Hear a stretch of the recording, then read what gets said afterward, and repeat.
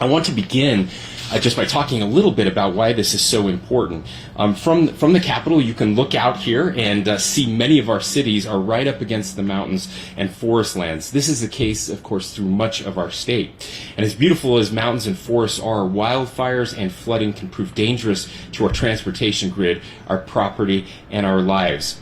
As I mentioned earlier this week, I was with my fellow Western governors of both parties and federal officials, and one of the topics that we discussed there was restoring burned landscapes to prevent the flooding, mudslides, and pollution of our water supplies that so often follow a wildfire.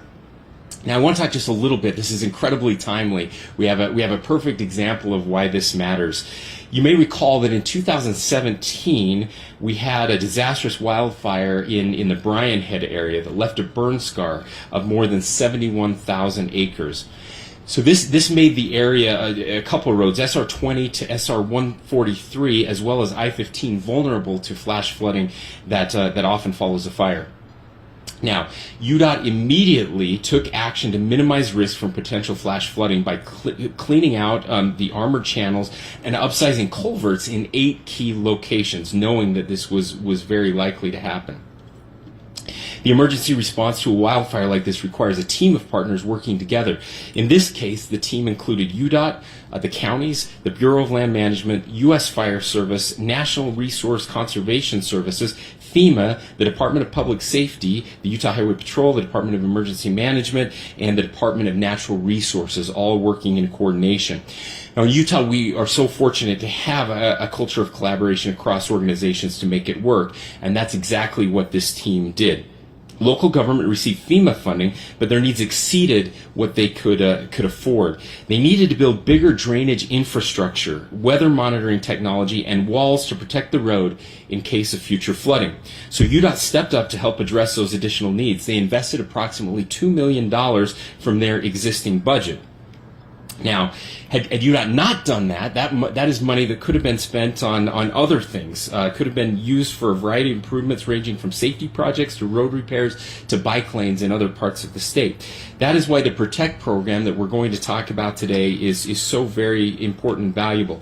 It provides the resources that departments of transportation and local governments will need to invest in transportation resilience and move fast when an incident occurs. And we can do it without sacrificing the other transportation needs of our system. Just yesterday, we saw this play out in real time. Around 3 p.m., a storm surge caused flooding in the same area of the Bryan Head as the 2017 fire. Now, I want to point out that when you have a wildfire and we get the fire out, everybody thinks we're done. Very often, 3 to 5 years later, we are still having flooding from those burn scars. So once again, several feet of mud and debris were pushed onto SR 143, and the road was closed in both directions. Now, at first glance, that may not seem like a resounding success story, but let me tell you why it is. UDOT and Bryan Head City were able to clear the road in about 3 hours, compared to around 24 hours in 2017, and they initiated their response faster thanks to early data from a new weather monitoring system. Before traffic was closed several times so crews could repair chunks of missing asphalt, this time there doesn't appear to be any significant damage to the road. The work UDOT and their teammates did in 2017 and 2018 paid off. As a result of proactive resilience planning, the road was open after just a few hours rather than the days or weeks that it has taken to do major repairs in the past. We see cases like this throughout the state, especially in our rural communities and remote areas. Transportation corridors are lifelines to these areas. Closed roadways can cause major problems in some parts of our state. If a road is closed, it can cause detours that take hours. I have to just add one caveat here. In 2012, we had a major fire in Sanpete and Carbon, Emery counties, right around those county lines. For my friends who worked in those power plants, when that road closed, and it closed often for 5 years, it would take them 3 hours to get to work one way. So 6 hours round trip to get to work instead of the 45-minute drive that it would normally take them. Yesterday, we saw what happens when we invest in resilience. For people who use that road, it was a minor inconvenience, not a disruption to their lives. Before nightfall, people were able to get out to our national parks, drive home, or get wherever they needed to go safely. We must do all we can to maintain safe roadways. Hotter temperatures and drought conditions are a recipe for wildfires. Even as we emphasize wildfire prevention, we've got to be prepared. The Protect program will help us prepare for natural disasters and give us the ability to think long term. The Protect program will make our transportation system and critical infrastructure more resilient now and will allow us to plan ahead for the future. Now, I want to thank again personally Secretary Buttigieg for his support and his advocacy on behalf of our roadway systems, our transportation systems here in Utah and across the country. There are bipartisan solutions out there, and this is a perfect example of that. We need more of this kind of collaborative problem solving in Washington. With that, I'm very excited to turn the microphone over, and please join me in welcoming Secretary Buttigieg.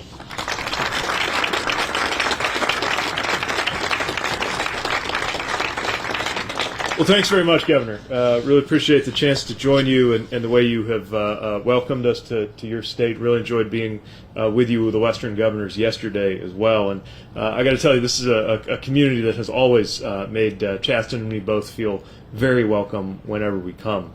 I want to express my appreciation for the bipartisan leadership and work. We don't have to agree on every particular to do very good work together, especially when it comes to improving our transportation infrastructure. I want to thank our local leadership for being here, Mayor Mendenhall, Mayor Wilson. So glad to be with you and feel that job has only become more demanding and more difficult since I had it, but you've done it so well for the city and for the county.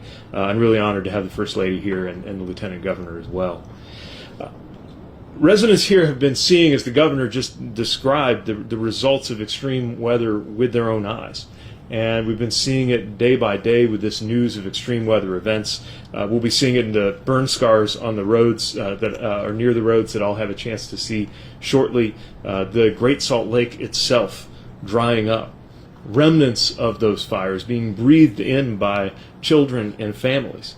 And people are feeling it in their bottom lines as businesses, from the lakeside to farmland to ski slopes, are dealing with the consequences. And you're not alone. Yesterday, as I mentioned, I was in Idaho with Western governors, and so many of them made clear the challenges that their residents have been facing from increasingly extreme weather. We've seen droughts lasting longer than the Dust Bowl, floods in Yellowstone that washed out infrastructure and closed the park, the mudslide in Colorado that closed roads and rail, and as we're seeing near Yosemite, lives and livelihoods across the West threatened by wildfire. The climate crisis, and it is here. The good news is we know what we have to do, and America is fully capable of rising to this occasion, as we have done with every other great threat that we have faced as a country in our history. We have the power to stop the worst potential outcomes of the climate crisis, and even to seize the opportunities arising from the innovation and the jobs and the work that will be needed to meet this moment. And we have to do that work together, which brings us to today's important news. As you know, this past November, President Biden signed into effect the bipartisan infrastructure law. And we're now making the biggest investments in the better part of a century to modernize our transportation infrastructure, our roads and bridges, our transit and trains, our ports and waterways, as well as unprecedented investments in things like broadband internet and clean drinking water. And a big part of this law is funding to help protect communities against extreme weather. So today we are proud to launch a first-of-its-kind $7.3 billion initiative to modernize America's infrastructure to withstand extreme weather, so that the roads, bridges, transit, and waterways that people rely on can stay open when you need them the most. It's called, appropriately, the Protect program. And states can use this funding to do things like redesign and rebuild bridges to withstand flooding. They can build evacuation routes so that people can escape disasters and first responders can get to and from sites more safely. States facing wildfires can add protective features around roads like debris catchment basins or larger culverts to prevent landslides. Utah alone will get tens of millions of dollars over the next 5 years from this program. The program is an even better investment when you consider that it's going to mitigate things like the $145 billion in damages that extreme weather events cost Americans just last year in damaged homes and businesses and lives. Our country will finally be in a position to adapt our infrastructure before disaster strikes. This is the first dedicated transportation program to help states do this critical work. But I'll say our department has already been doing what we can with what we have, and I think we can offer some good examples to states as they take the lead in planning for how best to use these resources. One example comes from Findlay, Ohio. It's a town of about 40,000 people which flooded in 2007. Hundreds of homes and businesses were damaged or forced to move. Now we're helping Findlay replace a century-old railroad bridge with a modern ballast deck bridge that will not only help people get to work, but also reduce the risk of flooding damage. Or in Hawaii, there is a 4.5-mile section of the two-lane Honoapiilani Highway which runs along the water, and it's repeatedly flooded due to rising sea levels. So we're supporting the local community as they weigh options like whether to build shoreline protection or relocate that highway further inland. Now, transportation is not just put at risk by climate change. It's also the biggest contributor to climate change, which means that transportation should aspire to be the biggest part of the solution. And we're seeing a lot of pioneering solutions from these leaders here in Utah. Utah helped lead a coalition with Arizona, Colorado, Idaho, Montana, Nevada, New Mexico, and Wyoming to create the electric vehicle charging network called Charge West. That effort won't just fight climate change, it will save Utah residents money and improve air quality, and the Biden-Harris administration is proud to help fund its implementation. For those in a gas-powered vehicle, our administration announced ambitious new fuel efficiency standards, which will save a typical household hundreds in gasoline costs and accelerate our independence from foreign oil. We're also proud to support Utah's innovative, bipartisan efforts to give people more options to get around efficiently. This state's investments in train and transit service will improve residents' air quality and save people money and time. Utah is the state where in 1869 the final golden spike was driven into the ground, completing the Transcontinental Railroad. And we believe it can be a leader in the future of rail as well. I know a lot of this sounds very common sense. We all know that a fire or a flood doesn't pick out Republican homes or Democrat-owned businesses to destroy. And it's clear that so many leaders here in Utah get this across party lines. Which is why it's surprising to me that in Washington we still hear some denying that climate change is real and urgent. All I'll say is that Americans should trust their own experience more than political talking points and continue to seek those leaders who focus on improving the air that our children breathe and the roads that our people count on to get to work. We don't have time to debate whether this is urgent anymore. We have to get to work, and we are. And in states across the country, communities across the nation, we see Americans coming together, as people are doing here, to implement real solutions and make people's lives better. And now, through the bipartisan infrastructure law, we're bringing resources to help those communities deliver. This is about protecting people and jobs and the infrastructure those people and jobs count on from the immediate threats of extreme weather. It's about protecting the first responders who protect us. And it's about keeping Utah and the whole country safe and vibrant with a good quality of life and lower costs for the long term. No one individual caused the extreme events we're facing today, and no one individual can stop it. It's something we're responsible for addressing together, and we are. So we are proud to be teaming up with you in this national effort. And when we see the kind of work happening here and the kind of work that's going to happen with these new resources across the country, it gives me great hope for the future. Thanks very much for the chance to join you. I think we have a little time for Q&A, which I believe the governor is going to guide. I think that deserves a round of applause. Thank you, sir. We do appreciate our visitors who are here with us, our dignitaries who are here, mayors of Salt Lake City, Salt Lake County. Welcome. We're glad to have you here.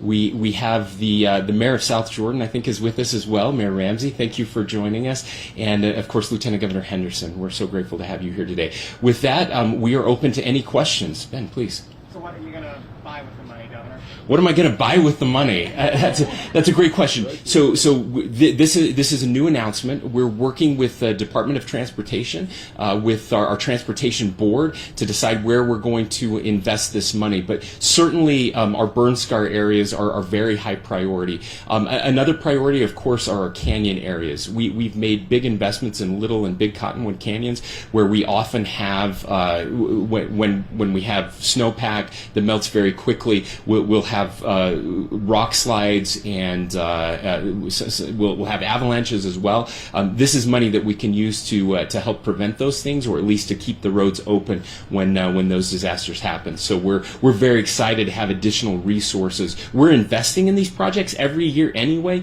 so this is just an influx that will help us with our current plans, and hopefully free up some money for some other important infrastructure investments.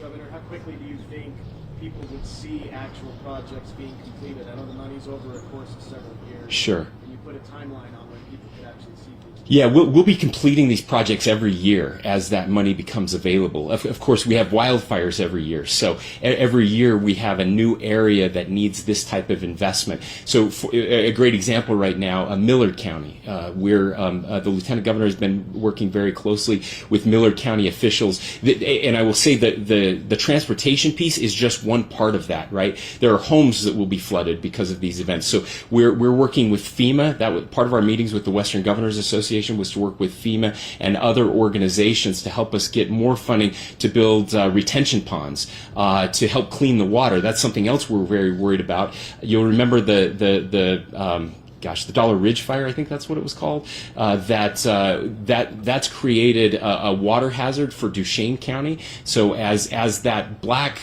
mud comes down and gets into the rivers, it can get into our water supply. So we have a multi-million-dollar project out there to clean up the water supply as well. So all of these things are working constantly, and we're trying to streamline some of that funding and bring those organizations together, and we sure appreciate our federal partners making that happen. Other questions? Can I also ask about wildfires? It seems like Pioneer Day wasn't as apocalyptic as maybe some worried about. Maybe fewer used fireworks when you asked them to. Where are we at right now, in your view? Wildfires and drought and just the current risk? Sure. So the drought situation right now, if you look at the drought map, we're better than we were last year. So that's the positive news. But better is a very low bar.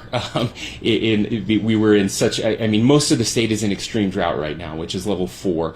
We have about close to 10%, I think, of the state, which is in exceptional drought, which is the highest level of drought. And so we're very concerned about that. I'm grateful to Utahns who stepped up in a very big way. We asked them, we went on the news stations, social media, we asked everybody to not do personal fireworks, and we saw a huge reduction in the personal fireworks. There were no major fires caused by fireworks over the 24th of July. So Utahns stepped up. We're grateful for that. I will say that after 90-ish days of no rain in St. George, they're flooding. So we've seen extreme rain events down there, and we're grateful for the water that's coming into southern Utah. But it is still very dry in northern Utah, and that's our biggest concern right now. But again, that speaks to the extremes that Secretary Buttigieg was talking about, that you can go from very dry to flooding, and of course we're used to that in the West. That's not uncommon, but making sure that our infrastructure is prepared for that is very important. Please. You talked about roadways. I'm curious about how Protect funding is going to go in transit and intercity connections. So, transit is at risk too. A good example is Portland, where they had to shut down the whole system because they were approaching 115-degree heat, and the cables were literally at risk of melting. So we're really looking at every kind of infrastructure that could be vulnerable here, within certain boundaries laid out by the bipartisan infrastructure law. And the threats are different in different places. But what we've seen is there's no part of America that's immune to this. And so we've got to do everything we can to plan for the future. And if a road's washing out each year and you're putting it back the same way each year, it's time for us to help you do something different. How do you see this funding impacting the state of the Great Salt Lake? Sure, thank you. So this I I don't know. We haven't looked directly at how this funding can be used for that. Again, it's more transportation and transit related, and so we'd have to find what the nexus is there. But I will tell you that there are other portions of funding that are coming forward that we appreciate. Again, our federal partners. I think you've all reported very well that that Senator Romney and other members of Congress, Representative Stewart, have worked very closely on some legislation from the federal side that will help us as we're looking at additional studies, additional investments in ways to protect the Great Salt Lake and increase the flows there. So we have buy-in from our federal partners now. I went back in February and met with leadership, some members of congressional leadership, to tell them how important this was to us, and we're grateful to see them helping us out and coming along, because this isn't just an issue for Utah. If the lake does dry up, again, much like fire is not Republican or Democrat, neither is dust, and it carries across state lines and will impact this entire region, and so that's why it's not just a state issue; it's a federal issue as well. Thank you. Please. What projects in particular are going to be made possible because of this funding? I know you talked about how we're quite literally just trying to put out fires right now with our current funding. Is there anything in particular that you want to focus on? I know you talked about it a little bit. Yeah, so what we're really focused on when these burn scars hit and those floods come, when the rains come, it's really about enlarging culverts, making borrow ditches deeper, retention ponds where necessary, so that the flows go there before they hit the roadways, and then so those are specific projects. I mean, those are things that we do, but we never have enough funding to do as much of it as we need to protect from the next storm that's coming. Same thing in the canyons. We have made significant investments in the canyons, but every year we find another weakness, another part of the canyon that needs to be upgraded. And so those are the specifics that we're looking at to improve transportation in those storms. You remember we had an event. It all runs together a couple of years ago up in the canyons that closed the canyons for a couple days, and so those are the types of things that we're looking to prevent. Please. Are you interested in refunding any investments already made by local communities for what this funding is for? Well, I don't think the funding allows us to refund, but these are for new projects going forward. And correct me if I'm wrong. Yeah, and one thing I want to emphasize, because there are some states and communities we've visited where the community or the state has stepped up, and I think some people are thinking, well, why did we do that if federal money is coming? The truth is the need is so great that we have to have a both-and approach, and a place that has already stepped up to make their investments is just that much better positioned to take advantage of the new federal money that's coming in. Thank you. I just want to be clear. While we very much appreciate the money that will be coming in, it's not enough. There's still so much more to do. As the Secretary mentioned, the list is far longer than the funding that we have, either at the state or local or federal side right now. Other questions, please? Yeah, I guess this one's for the Secretary. Please. You mentioned that there's so much to do, and every state is basically having different ways of climate is impacting them. How do you address that in the future in the sense of like prolonging this program? So I do think there's never been a program like this, and I think across the 5-year life of this program, we will learn lessons about what a likely next generation of investments might need to look like. We're contemplating everything from hurricane evacuation routes that are important in the Carolinas to flood resilience and drought resilience, and to the governor's point, sometimes the flood and drought concerns are happening in the same place because you're seeing more and more of the extremes. Some things that are actually not related to weather but are a matter of resilience, like seismic preparedness, that are important for bridges and other assets. So part of what was built into the flexibility of this program, the fact that this $7.3 billion is going out by formula to the states, is that we don't have all the answers in Washington about what this should look like. We're looking to the states to propose what's going to make the most sense for them, and I think we'll learn a great deal from what comes up from around the country. Last question. Thank you so much for being here. Welcome to Utah. Bienvenido a Utah. So the first question is for the Secretary. If you can kind of summarize what the plan is in Spanish for us. And the second question is for the Governor. How are you going to use that money in Spanish as well if you have some money? I will do my best. This feels like a quiz. Give me a moment.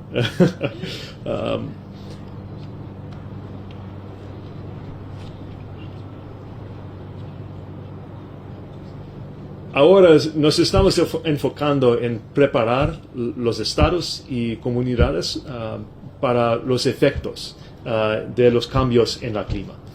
Esos cambios impactan a nuestra infraestructura y con esos fondos podemos invertir para mejorar esta infraestructura hasta que sea más fuerte por el futuro. Well done, well done. ¿Pimanes? Sí, yeah, better than me. Vamos, sí. Lo que él dijo, vamos a hacer lo mismo. Esperamos tener la oportunidad de investir ese dinero en nuestras comunidades para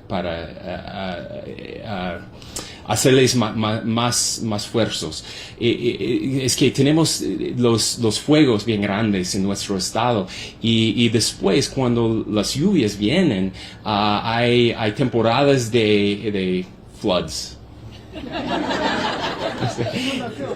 Sí, y queremos proteger nuestras comunidades por esas cosas. Entonces, es una oportunidad bien grande y estamos bien agradecidos al secretario y los que están participando en este programa. Thank you all again. We're so grateful to the secretary for his time here and his team. They've been so gracious in their time with us. I know he's going to be traveling to a couple areas of the state. We appreciate their time doing that. And I will just say to that the next to last question that was asked, I think you will see, and I hope what you'll see is bipartisan support for these programs as we're improving our states, which will make it more likely that this is a program that continues 5 years from now. So we'll certainly be working to make that happen, and look forward to working with our partners across the aisle. Thank you for joining us today. A couple of quick official photos. Okay, sure. Yeah. Where do you want us?